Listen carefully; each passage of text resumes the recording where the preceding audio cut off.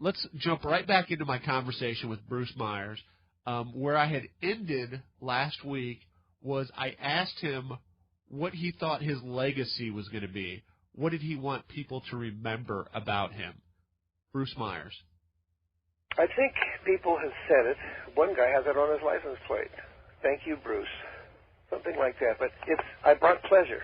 I think they like to say that there's more smiles per mile in a Manx. Mm-hmm. Whenever you drive them, even today, as an 8 or 10-year-old kid, he didn't know about them. He wasn't here yet. And when he sees one, it seems to be timeless. It brings a smile to the face of a child today, just like it did 40 years ago. And they look at it and say, Mom, that is cool. I've had that so much.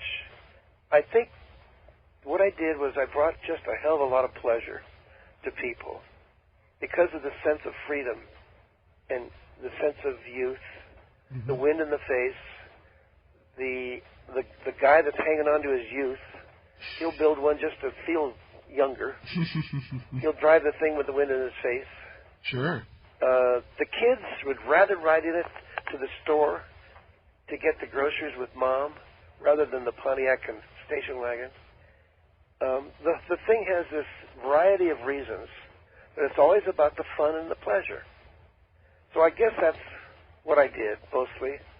I brought a lot of happiness. That's not so bad, is it? There's a heck of a lot of worse things you could be in this world than that. Did you have any sense of that when you were creating it, or were you just creating something that you enjoyed? I mean, who were you designing for when you were working on the car? Was it to please yourself? Yes, mostly. Somebody said, "What are you doing?" when I was making this thing, and I said, "Well, I got this thing I got to do." Then you asked your wife to go back in the house, right? I'm gonna make my buggy out of fiberglass because that's my medium, mm-hmm. and I was very expert at it, of course, as you know, and I did what I did, and people came to see it, and everybody that said they wanted one never did get one. And all the other people that I never knew, they bought one. So mm-hmm. I thought I'd sell 15 or 20 of them. And that was going to pay me back. Imagine that. I thought, what an innocent thought that was. To make a company run and pay for everything that goes on in a company and everybody gets a profit along the way, it doesn't leave much for you. Mm-hmm. You'd have to sell a hell of a lot more than 15 or 20 of them. That really never came back to me. But I wound up selling 6,000 of them, and I grew and grew and grew from little dinky shops to bigger and bigger shops and all that. But I think that when I did it, I didn't have a clue what was around the corner, did I? No, I couldn't have. Right. There was no way. And it all came to me like, well, I guess maybe I wasn't aware that I was probably dealing with a subject or a product that is such an easy sell. Imagine selling the feeling of being young again. How easy that is to sell. Mm-hmm. How about selling fun? How about selling sunshine? Freedom, yeah. See, all that is also positive and so reinvigorating mm-hmm. that they want them just for that. And they get in them, and they spend their Sundays putting around and having a picnic basket with the kids, and the whole thing turns out to be a positive. You can't ever bear it up against a real automobile. I mean, don't talk about air conditioning and heaters. right. But that's not this car. That's not what this car is. Never will be, really. But even though we're heading towards something more like that, right now I'm involved with Mike Mendiola of the Mendiola Transmissions. Absolutely. And he's buying kits from me to build completed cars because we've had more phone calls for a turnkey than we did for kits. And to build a turnkey is a very big deal. It takes a lot more energy than I have left in me. And it's not that I probably couldn't arrange getting the money and all that, but it's a big deal, and I'm 80 years old. I don't need to jump into something like that. But this is a younger man that's got a big fire in his belly, and he's very successful with his transmissions. Mm-hmm. The Mendiola transmissions, they range from $6,000 to $20,000, and he's just huge. They're the best in the business. They're the best But in business. He came to me and said, whatever happened to the world's greatest name in dune buggies? I said, it's been up and down, hasn't it? He says, well, I want to build your cars. You think that's a possibility? I said, well, our phone rings more for those than they do for kits. He says, well, let's work out something. It's going to take a lot of time. You can't expect to make it all happen overnight. It'll take 2 or 3 years, probably. Mm-hmm. And he's right, and that's a very mature thing to say, because I've been through it enough to know that things like this have to be sorted out very slowly. Mm-hmm. And so in the course of it, he buys 5 at a time, and they're setting up a factory as we speak to build completed Manxters.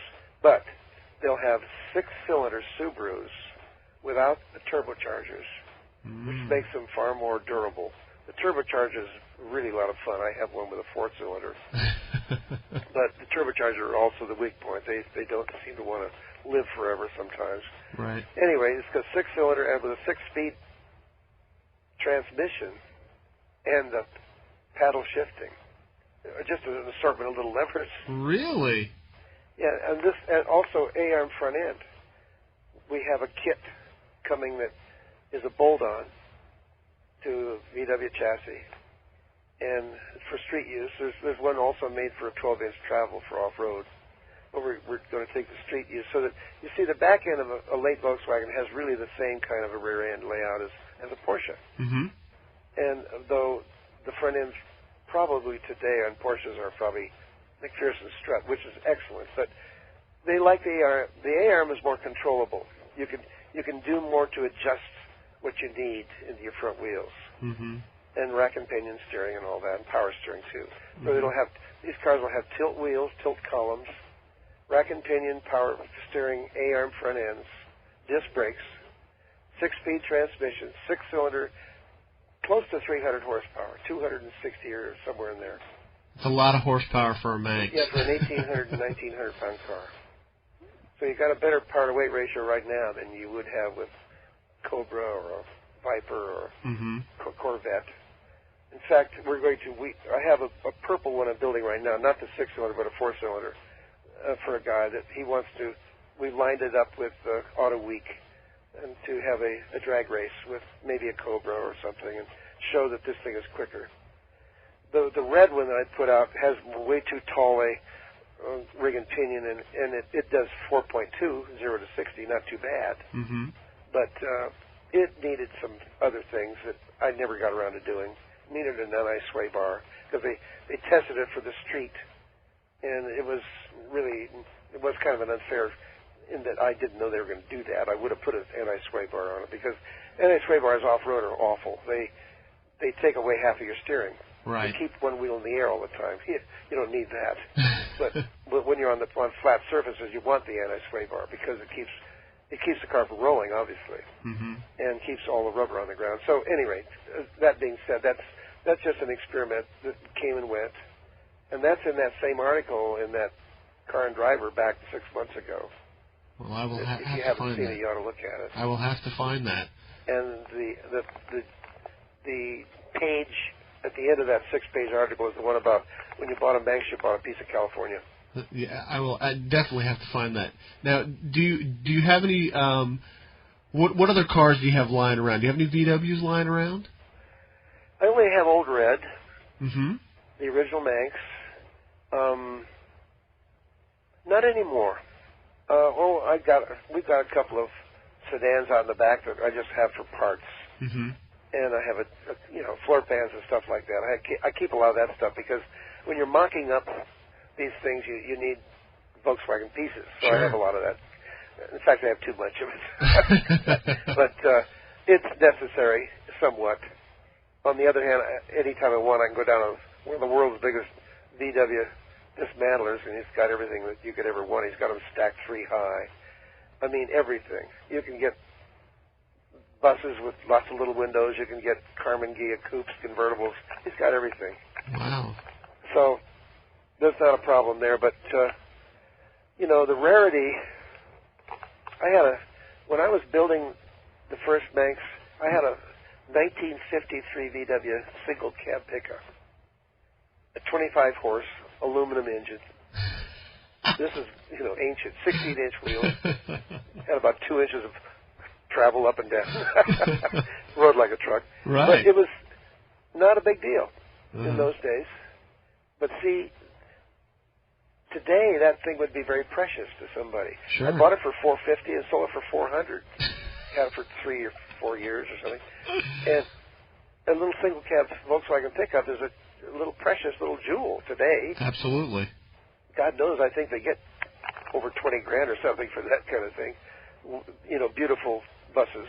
But anyway, that's only because the passage of time makes rarity by the passage of time. Mm-hmm. Special things and rare things come from the passage of years. And there wasn't any of that then because the years hadn't passed yet. Well, you did create one of the most special cars ever. Created an entire industry. Well, it's a mom and pop industry. Well, but if you think about it, I mean, the kit car industry in general, there were very few what you consider kit cars. I mean, that was really the beginning of all of that. The cars from the 30s and the 40s were really starting to fall apart because there was no rust proofing then. Yeah. So the hot rod, this really falls right in line with the hot rod community that was starting to blossom then too. It's just very interesting that not only were you at the right place at the right time, but had the right vision. And the amazing thing to me is that it still endures. Today, a Manx is something I've always wanted. There's just something about that car. That's easy. Come on out here. Well, I'm on my way. Where am I talking to you? I'm in Indianapolis. Indianapolis, Indiana. And okay. Now the interesting thing here in the Midwest are the couple of people that I know that own Manxes, and I know a few guys that own clones, but it's nothing for it to be 30 or 40 degrees out, and they're just bundled up because they want to keep driving their car. Yeah. Yeah, we used to do that. We used to take all of our trips. This is before tow bars. Mm-hmm. Everybody tows them around now, but we used to get in them in Newport Beach and drive into Baja, and we did it all year. And we learned to drive in sleeping bags. Put your sleeping bag on, and then get your feet squared away so you can shove the pedals in, and all that sort of thing. And it was part of the fun. Of course, we were younger, and I'd still do it. Uh-huh. I just came back from 6 days in Baja with the Manxter Dual Sport, but we have a top and side curtains, and it's snug as a bug. And of course, with the Subaru engine, that thing is just a screamer. It goes so fast it's scary. This thing will do 75 miles an hour in second gear. It's faster than the old Red ever went. Now, did you ever think of bringing back out the? I know you had done a Kublenwagen kit, and I think there was only one car produced. Is that right? Yeah. Did you ever entertain that idea, just from the novelty side of that? Well, yes, it's been questioned, but you immediately realize all of the suppliers, Uh-huh. the lists of parts and bits, the tooling. Mm-hmm. You have to have molds. They don't exist anymore for that car. That car is in our club and very close. A dear friend owns it. Dave Deal owns it for many, many years. Mm-hmm. And then he sold it to Andy. And Andy Felix took it all apart, and he said, I'm going to do this the way it's supposed to be. And he told his friends, and they brought him all these books on the Kubelwagen. And then they started collecting pieces, parts and bits and pieces that were off of German vehicles, like dim-out lights and the steering wheel, and he's got the Jeep cans from a German Jeep, and he's got all this stuff, And then Dave Deal went all over the thing and put all these neat, crazy German words that are Dave Deal made. And the car is very special. Mm-hmm. But to think of recreating them and doing it, there's too much investment for what you're going to get back. Mm-hmm. Yes, it'd be cute, it'd be fun. No doubt you'd get a lot of coverage. I don't know there'd be any profit at the end of the thing. That's the problem with. When I was in business 40 years ago, there was a huge industry that was created by the whole newness of it. But Today, it's it's shrunken back to something that where you have the few that like it or, keep us alive by it. Mm-hmm. But I don't know that you can afford the kind of thinking that it takes to put it out there in a practical way where you don't ruin yourself financially to make it happen. And I just don't think that there's enough. Well, there might be a few, who knows. But I have something I live by, and that is a philosophical statement made by some philosopher who said once, until one makes the decision to go forward, nothing can happen. It's all ineffective. To think about something that you're thinking of moving in on and doing, mm-hmm. until you do it, all your thoughts, if they're negative ones, all they'll do is kill countless good ideas. The negative thoughts kill the forward movement. So once the forward move to say, let's do it, happens, nothing will happen. And once you make the move to go do it, then all sorts of unimaginable things come to the aid of the decision. Just try it. It worked. I didn't think of all that when I decided to go ahead and do it. Mm-hmm. I was just sort of doing it for myself, and I was used to doing things like that because I made fiberglass stuff. Mm-hmm. So I thought, well, let's just do this. And of course, it turned into what it did. But you see, if you have a faint heart, what do they say about love? Faint heart ne'er won young fair maiden. That's an old grandmother thing. But faint heart won't win you anything else either. Mm-hmm. And until you make that move, you won't believe the things that come to the aid of the decision. That all of a sudden the door's open, and all this stuff comes towards you that you wondered about, or that you had doubts about. So see, I'm driven by some of that kind of stuff. I have to admit, this hit me like a ton of bricks. You won't believe the things that come to the aid of the decision. Has truer words ever been spoken? I can say from my own personal experience that when I made the conscious decision to try to make VolksCast Radio pay for itself so that I could continue to do it as much as I possibly could, so I didn't have to worry about the monetary aspect of it, and I just could focus on doing the show. It's amazing the things that came to the aid of the decision, i.e. leaving Monks Media, hooking up with Rich, starting to do these other shows, throwing myself headlong in to doing as many shows as possible. That's fantastic. That is the truest statement anyone on the show has ever said. You won't believe the things that come to the aid of the decision. So, I knew the answer, but I still had to ask the question. I needed to know if Bruce was happy that he rolled the dice. Yes. Well, yeah, my ego couldn't be more happier. Certainly, I feel very good about that. I spent many years in art schools, and I had this vision that I was going to be a typical guy with a studio with a north light and a nude lying there, and I'm painting. You see, mm-hmm. That's the vision. But it never turned out that way. But I turned out to be a guy with a different medium. It's called fiberglass. Right. And I applied that artistic stuff to a little dinky car. Mm-hmm. And one of the things that I didn't talk about this evening is that when I was a little kid, I loved reading the funnies, the jokes, and the colored Sunday papers and all that. And the characters, I'm 80 years old, so when you go back to Andy Gump, he drove in a little car that had the hugest, biggest, fattest tires, but the little car was like a little bean, mm-hmm. a little round shape. And so did Donald Duck and Mickey Mouse. Everybody drove these. If you saw a car, they drove little dinky cars. There was simply no room for their feet, but that didn't matter. These great big heads stuck out of these little round cars with great big wheels. Mm-hmm. And I think that cartoon car was a part of the fun of me taking that thing called a dune buggy and putting fat tires on it, shortening it to make it more functional, that I was driven a little bit by those cartoon cars. I think Andy Gump was silently kind of kicking me in the ass along the way.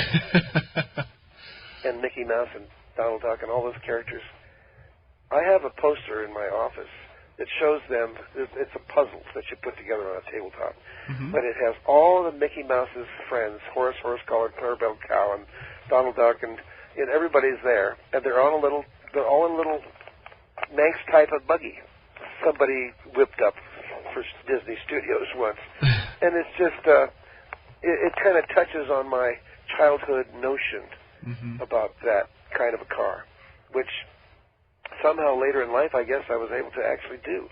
That's kind of weird, but no. I believe that was part of the fun of me doing it.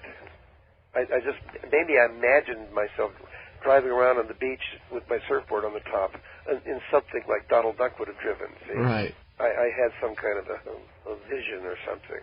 Well, when can we expect this book, for God's sakes? Because after this interview, I want to read this book. Or I'm going to keep you on the phone for another 2 hours. I just wrote several pages a couple of weeks ago. And my wife does she puts it in the computer, and we argue our way through the editing. And sometimes the things that I say. And I'm getting better at writing it. Mm-hmm. And so we're seriously looking at, well, I would say that it's going to happen because I'm easing myself away from too much work. It takes a lot to do a book. Sure. And finding the time and the energy to stay up half the night to do it while you do something else in your life, it's just, I'm too old to do that. But when he says, I'll never stop wiggling and jumping around and making things with my hands, and the day that I do stop jumping around is when I'll start writing the book. It's just that I'm very active, and I love writing. Mm-hmm. And so we just, in the last couple of weeks, when he's talking about the book a lot more, and we're starting to think about where did we hide that piece? Oh, I know where that thing is. And, there's a lot of research that you have to dig up, the town you grow up in. And, I have a little piece from a society of that beach town, and it's just fun. You have to dig all that crap up so that you know what you're doing. Mm-hmm. And my experience in the Navy with the Bunker Hill was something I just discovered here recently. They invited me to the Bunker Hill reunion they have every year. They've been doing it for 60 years. And they just discovered that I was on the Bunker Hill by reading a magazine, and I had mentioned it. And so they invited me, and I went, and so they gave me a whole bunch of stuff, and I've got all these names of people that I can go back. And there's a lot of research in the areas where you don't want to be too inaccurate about the things historically, Right, absolutely. And I don't really know exactly all the dates and the names of the ships and all that stuff, so I have a lot of information I'm gathering as we speak. So I think the book is probably a couple years off because we're starting to actually do something about it. Tell me that this is not going to be an interesting book. Just the Bunker Hill portion alone is fascinating.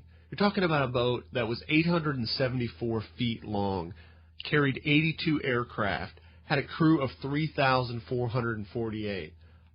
The Bunker Hill supplied aircraft for every major Pacific operation for the last 2 years of World War II. And just after 10 a.m. on May 11th, 1945, 2 Japanese planes slipped past American defenses, and the first kamikaze struck the Bunker Hill's rear deck, and then less than a minute later, a second plane hit near the ship's island. Both planes dropped 550-pound bombs before striking the Bunker Hill. 346 men were killed, 43 were missing, 264 were wounded. It was the single most deadly kamikaze attack on a U.S. ship in World War II. Now, early on in the interview, I asked Bruce how this had affected him, and he said, not really, even though he jumped off the side of the boat into the ocean. Don't you want to hear more about that story? Don't you want to hear about his days in the Merchant Marines? Don't you want to hear about living in Tahiti? Of course, all the intricacies of coming up with the Manx and his copyright fight with, his patent fight on the Manx, his 6 marriages, tell me that this is not a fascinating book. Now, Bruce and I were beginning to wrap up the interview when we totally forgot about the interview and just got into just chatting. You're the best kind of guest to have because you're not afraid to answer the question. So. Well, it's kind of you to say that. I was, as a kid, I was very, very shy. And they say the greatest fear in man is public speaking. But somehow that's gone away. You know what? This is all VW guys that listen to this, so you're among friends. Well, thank you. And I feel like I am a VW guy. I certainly... And you know what? Here's a funny one. One of the people with a Manx wanted to go on one of these tours with the street rods. Yeah. They wouldn't let him. Because it wasn't Californian. Right. All they could see was the Volkswagen engine. That's like that's the classic tale for the poor Volkswagen. Doesn't that rip you? That drives me crazy. I've got pictures of me in my 32 Ford Roadsters, my 32 three-window coupes. I grew up on flathead Fords. I belonged to the Dry Lakes Association. Tell me about the Bonneville Salt Flats real quick. I never went to Bonneville. You never went to Bonneville? No, okay. I went to the Dry Lakes. The Dry Lakes, okay. Bonneville is a much higher level of, when you get serious on the Dry Lakes, you get good at something. That's when you say, I'm going to take this thing to go to Bonneville. Well, I never got that far. I was one of the local clubs around Southern California, the street rod clubs. Gotcha. We didn't like the word rod or hot rod. Hot rod was a terrible thing. We always called ourselves roadsters. Oh. We were roadster guys. Well, the only cars we cared about really were roadsters, Phantoms, that's a bathtub, three-window coupes, never a five-window coupe, and a two-door or four-door sedan, just throw them away. They had to be a three-window coupe, a roadster, or a Phantom, maybe a Victoria we could sneak in there, or a convertible coupe, but we just never messed with anything outside of those kinds of cars. It was just not worth doing. But that's when there was plenty of them around, I suppose. Mm-hmm. I had lots of 32s. I never had a 33 or 34. I had a 35 Phantom, and I had 36 three-window. I had a 41 convertible. That's probably about the last flathead Ford I ever had. But I had lots of them. But anyway, that's all. I go back to, I know some of those guys, Wally Parks and all those were friends of mine. Mm-hmm. And today I have a guy being tossed out of a street rod run because it's got a Volkswagen engine in it. They don't even know where that whole thing came from, do they? No, absolutely not. It's okay. I understand. And they don't know that. Mm-hmm. Maybe my book will explain all that. How's that? I hope so. I hope so, because it's a fascinating story. People knock books out that know how to do that. I mean, people knock books out sometimes every few months or something. Right. I don't think I'm capable of that. My life is much too colorful. I'm a sailor from the South Seas. I lived on a coral atoll and built a trading post once, and I surfed with all the earliest names of surfing, and I was involved in all that. And of course, I went to war, and I went swimming and off the burning, exploding carrier, went back aboard, and all that whole thing about I have a whole thing I just wrote about the kamikaze. That's really, my brother wrote it. He says, my God, Bruce, he says, you got to put this in Reader's Digest. They gobble that right up. All about how a kamikaze comes at you and what you go through and how you're all screaming and yelling and, all the crap that it's fun to write, but I have to really think because it's a long time ago. I guess the book will just be a series of experiences. Crossing the Atlantic Ocean on a merchant ship in 100-foot seas. And I'll tell you exactly why I know they were 100 feet high. And we came upon a ship that was foundering, was rolled over on its side. They let everybody off the crew go, and there was a man, the captain and the first mate, or the boatswain, were attempting to stay on board to take a line from a tugboat to pull it into Portsmouth, England. And the seas were so big that we couldn't help him, and we came near. And that was a very famous time. I happened to be there. And then some of the females in my life with going ashore and when I was a sailor, and oh, God. I get into that. Oh. this should suit you well, writing a book, because, as we talked earlier, you really like a real life drawing, figure drawing, and this is your real life that you're writing about. So it's going to have fluid and motion and all those things that you find so attractive. My life has been very, very adventurous because I was drawn to that. As a kid, the first book I read was Robinson Crusoe. I dreamed of being cast away on a South Sea island, and you know what? I got my chance, and I was. maybe that's what I dreamed of, being like a Donald Duck in his little fat car. You know what? I did. I don't know. Maybe you have these visions and you make them come true. Mm-hmm. I wanted to sail on a square rig ship. I did. To Tahiti, and I've crossed the ocean several times on sailing yachts. I was in racing, and I was on merchant ships, and I was in the Navy, and all. So I have the characters in the Merchant Marine were the most glorious, unbelievable guys, people that I knew and I sailed with. And to tell the stories beautifully would be, I want to be John Steinbeck. But he was a genius in turning phrases and capturing feelings. And if that's what I want, really, is to be an artistic writer, is to take you where I was and give you the feelings that only art can give you, is a feeling. And the art of writing, or the art of painting, or the art of music, they transmit feelings. And without that, you just got notes on a sheet of paper, I guess.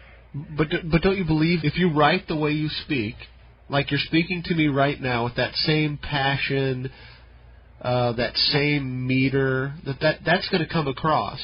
Don't try to be Steinbeck. Try to be Bruce. Well, you got to have a blueprint sometimes. Sure. And it doesn't hurt to shoot high. Sure, absolutely. And I have some favorite books that I've read in my past, and I think I'll go read them again. And one of them is Cannery Row by John Steinbeck. The very first opening page just knocks you out. He talks about Cannery Row as being a smell, a sound, a tinkle of glass, wind in the. He just carries you there, and you just know exactly what the place is all about before you even get into it. And the characters, the way he tells about the boys that live in the pipes, the old Chinese merchant that owned the store, and the boys would go down and chisel him out of a bottle of wine, and all this stuff. All that, if I could bring that richness of tapestry, of character, and human existence to my life, which I've known, but if I could bring it out on pages, yeah, I'd be a happy man. I want to give you a little comparison here, because he's talking about John Steinbeck, and I love authors, I love writing, I love books. So what I did is I hopped on Amazon, and here's a shameless plug. If you go to the bottom of the VolksCast Radio page and click on Need a Book, if you click on the library, it'll take you to all books VW that you can purchase through Amazon.com. But you also can click on a little link there that will take you to Amazon, where you can search other books and other things sold on Amazon. But you get to do that through VolksCast Radio, which a portion of that sale will come to help offset the cost of the site. So, shameless plug. Anyway, so I go on to Amazon.com, and the great thing about Amazon is usually you can read the first page of a book. And here's the first page, just the first paragraph from Cannery Row by John Steinbeck. Cannery Row in Monterey in California is a poem, a stink, a grating noise, a quality of light, a tone, a habit, a nostalgia, a dream. Cannery Row is the gathered and scattered, tin and iron and rust and splintered wood, chipped pavement and weedy lots and junk heaps, sardine canneries of corrugated iron, honky-tonks, restaurants and whorehouses, little crowded groceries and laboratories and flop houses its inhabitants are, as a man once said, whores, pimps, gamblers, and sons of bitches, by which he meant everybody. Had the man looked through another peephole, he might have said saints and angels and martyrs and holy men, and he would have meant the same thing. The reason I read you that first paragraph from Cannery Row isn't what Bruce is already describing in this interview? Doesn't it have that same meter, that same tempo? I just find it fascinating if he can put down on the page what he's expressed in this interview. It's going to be one hell of a book. So we also talked a little bit more about authors. Well, I think if anyone can do it, it's going to be you. You're very kind. I don't know if you probably don't. Most of the people you interview are as old as I am or had such a checkered career. I don't know. Well, I've been, that's the great thing about this hobby, sport, whatever you want to call it, is that everybody has been very gracious to come on because really, I think I told you my goal has been with this show is just to kind of write down the history, the new history, the old history, but just kind of put it all together because there's so much of it. It's all so interesting. Well, I'd probably digress a lot from your Volkswagen theory, I mean, I've obviously had a lot to do with the VW, but all this other stuff about my sailing and... Have you talked to Dino Don? Huh? Do you know Dino Don? Who is that? Dino Don Chamberlain. He's the voice of VW drag racing. I guess I heard him at a drag race. Yeah, absolutely. Where was that? All over California. Don was the it guy just until a few years ago. But he really, started in the 70s and has been around for a long time. Is he an old fart? Like me? Not quite as old as you. Ron Fleming would probably be the oldest guest I've had. Ron invented the cow look style bug from Fat Performance. Yeah. And the problem is just like with so much history like this, rich history, that people don't realize you're starting to lose it until half of it's gone. And I'm trying very hard to make sure I can catalog as much of that as possible. Well, good for you. When I was in the South Seas, I discovered the culture there was one of storytelling. Very, very important. And if older men didn't tell the younger people, they didn't write. It doesn't come out on tablets or something. Right. And it's all through legends and older men talking. And when Mutiny on the Bounty was written by Nordhoff and Hall, when Nordhoff and Hall went to Tahiti to scrape this big, huge story together, they talked to the schooner captains. One of them was a dear friend of mine, Andy Thompson. Andy Thompson fed them all these tales. And they took it all down and they built this thing called Mutiny on the Bounty, the trilogy. I don't know if you know anything about that. Absolutely. Something my audience doesn't know about me, but I'm a huge... I love books. One of the greatest thrills of my life was the day I met Kurt Vonnegut. And Kurt Vonnegut? Yep, met Kurt. I've heard of him, but I've never read anything. Kurt is actually from Indiana, and Slaughterhouse-Five was probably his biggest book.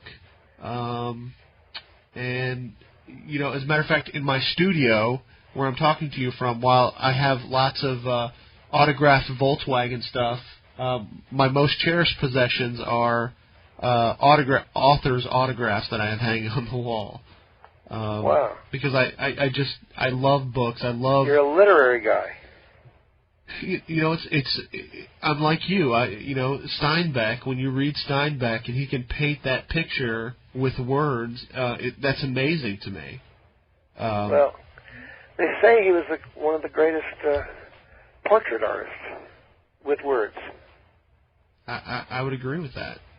Whether I can ever become, to that level. Vonnegut, I never read him, but I've seen his name all the time in Playboy or someplace.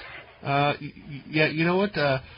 Kurt started his life out working for GE, and then he started in the late 50s, started writing articles for Reader's Digest, and then started writing books, and he's about 82 now. He's what? He's about 82 now. Yeah. Still writing. He's a powerhouse guy, isn't he? Yeah. He's there's just something about your generation that, and I think this is something that's been lost from one bridge to the next. But you're really in that generation when writing was still an important skill to have. Yeah, when communication was still an important skill to have. I just wrote something for Hot VWs. Oh, did you? I was in their office this morning, and you know that I think some of the words I might use wouldn't be useful to his readership. I mean, I don't want to get fancy. You don't have to. Yeah. Jack London used the most common language. Sure.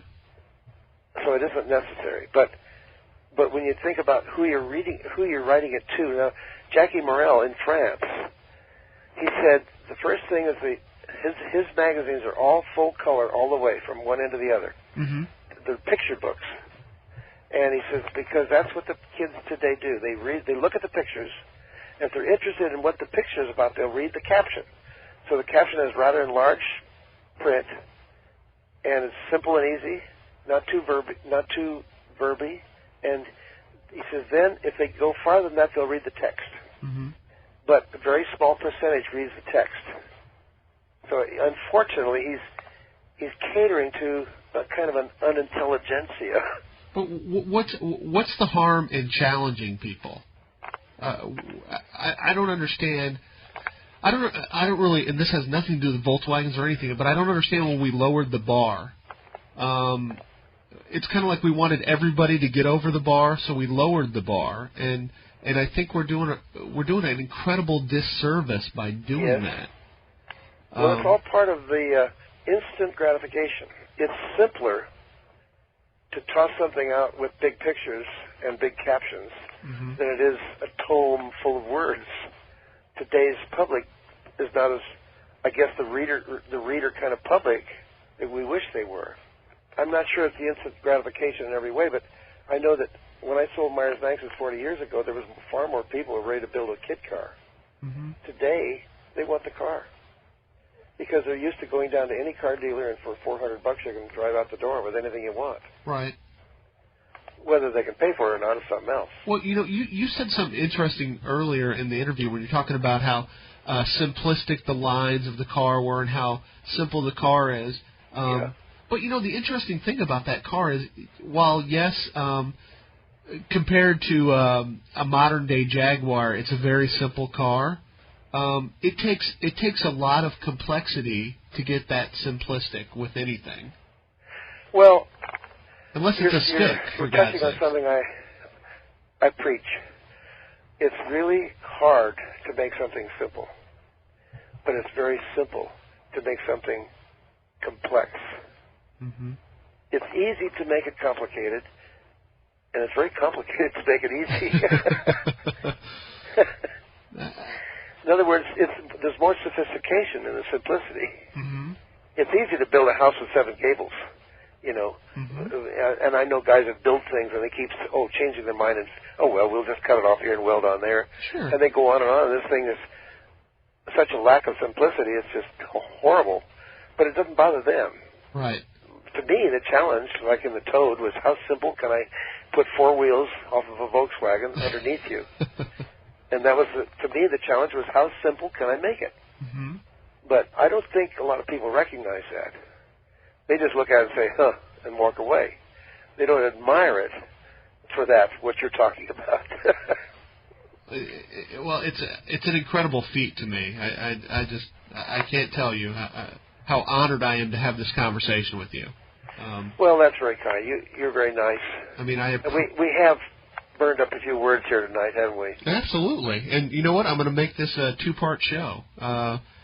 Because typically I end up just editing stuff for content, but this has been so interesting. I'm gonna put this up as a two-parter and challenge people to listen a little bit more. I want to thank Cormac. Absolutely. He's a character that I think he loves me.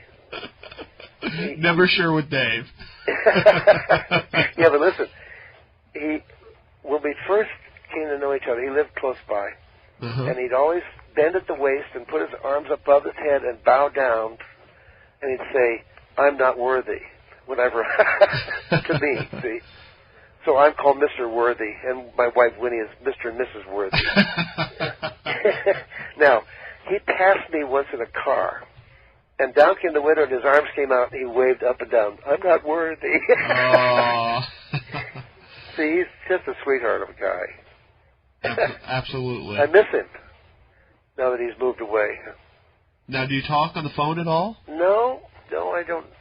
I guess we've got his number. I'm too busy, Our lives just go in different directions. Yeah. Nothing personal. No, I'd love to see him again.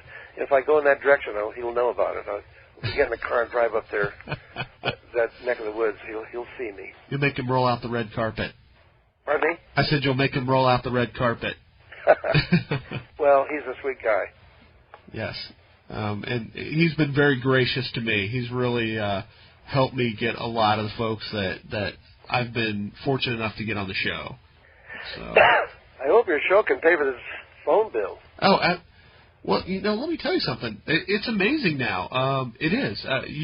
I pay one fee for this, for whether I make long distance or local calls. It's one flat fee. And I do other radio shows that actually pay the bills for this show. This is my art show. This is the show that I do because I like it. And then I have other shows that I do. You do. Are you a talk show host? I am. You interview on the radio? Yes, yeah. I mean, aside from taped ones like this? Well, actually, they're all taped now. I see. This is actually something I fell into. I had a normal everyday job, Mr. I love Volkswagens, but I raised money for small companies, and I don't know if you watch much TV, but there's a television show called Pinks on Speed, where guys race for the titles of their car. I did see that once. And there was an episode for Volkswagens. Yes. I was out there, and I broadcast live. Wasn't that with Hot VWs? Hot VWs was there. Dean Kirsten?